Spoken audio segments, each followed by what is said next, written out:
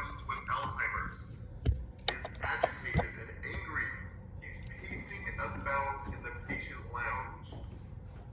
The most appropriate nursing action to calm the client is to blank. So we're looking for the most appropriate action with a patient that is aggravated. Now this is an Alzheimer patient, basically meaning that they have an altered level of consciousness. So they don't have a fully functional, rational thinking type of psyche. So, but this question also is talking about stages of rage here, or basically your anger cycle. So usually what happens in an anger cycle is you have trigger phases for whether it's loud music, whether it's someone screaming, whether it's someone taunting you, whether it's someone keying your car. That's going to get you angry, whatever it is. Your big brother's picking on you. Then you have the escalation phase where you have compounding antagonists happening. Basically, you're getting more angry, you're getting more enraged. This is usually where shouting comes in, shouting and taunting. Then you have the crisis phase where something happens. And you have that point where either the fight's going to be broken up or some type of outburst is going to happen, whether it's verbal abuse, physical abuse, murder, I don't know, not murder, hopefully.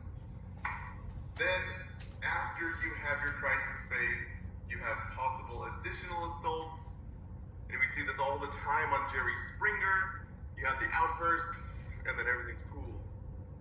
And they separate, the bouncers separate the people, and then, oh no, that's not my baby mama, and then you guys hit again, and they keep on fighting again and again. So that's your additional assaults. And sometimes you go in and out, in and out, in and out. Then your last phase is your post-crisis.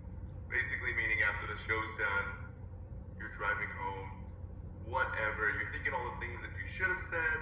You're thinking of all the things where you should have kicked someone or whatever. That's your post-crisis phase, and usually accompanies with depression. Now that's all the phases here. We're talking about an Alzheimer's patient who has, or basically is in a stage of anger here, or is agitated. So, he is getting triggered by some type of trigger.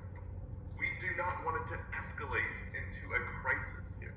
So what we're doing is, with our possible options, is we're trying to eliminate triggers, eliminate escalations. So, D is the correct answer. Turn down the volume on the television. All the other ones do not take away triggers or de-escalate.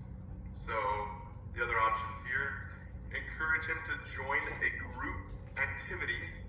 If someone's agitated, the best thing to do is take away triggers that are going to get them to be more aggravated or escalate them.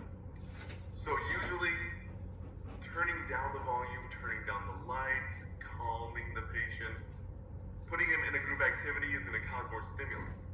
Restraining the patient will cause more stimulus, maybe even an outburst into a crisis phase. Returning him to his room until he settles down, that is the other possible option. So you always narrow it down to two, but right now we're talking about triggers, so we usually use the least invasive first when we're talking about de-escalation types of maneuvers. So, try the least invasive first. Try to get the patient to calm down by themselves by eliminating triggers, turning down the volume, eliminating whatever stimuli is in the area that's causing the escalation. Okay? Hopefully that makes a little more sense. Let's go on to the next question.